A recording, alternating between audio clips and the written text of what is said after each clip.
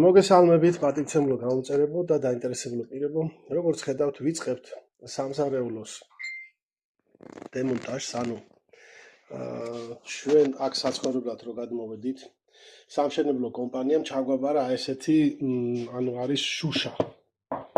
და რომელიც დროთა განმავლობაში აი აქ ქვაბებით რაღაც სიმხურად დასკდა. ამიტომ ჩვენი ამოცანაა და აი უყურეთ შეხედეთ კიდე რამდენ გაჩვენოთ. საშინელი ანტისანიტარი არის ეგრეთ წოდებული აი სამზარეულოს პლინტუსის უკან. აი ნახეთ ახლა დავიწყებ ამის გამოხსნას, ნახეთ.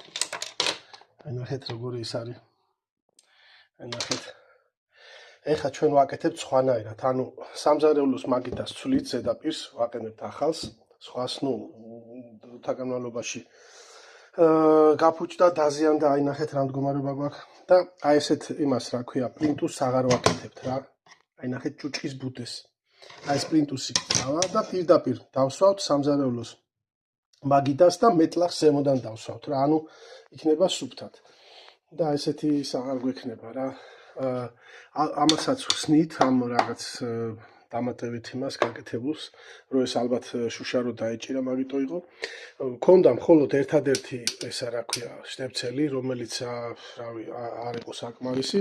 ამიტომ გავაკეთებთ ორს აქ, დაახლოებით სიმხურალის რომ მოვარიდოთ ცოტა მარჯვენა ამათ შორის რა, რაკვინასა და ამათ შორის და ორ ცალსაც აქ გავაკეთებთ. 4 ცალი უკვე საკმარისი იქნება, ჩემი აზრით. ანუ ჩვენი ამოცანა იქნება სამზარეულო მაგიდის მოხსნა, გასკურის დემონტაჟი, ნუ როგორც ხედავთ, ეს ამოვიღე უკვე, ხელსაბანი ნიჟარა, ხელსაბანი ჭუჭლის არაცხი ნიჟარა.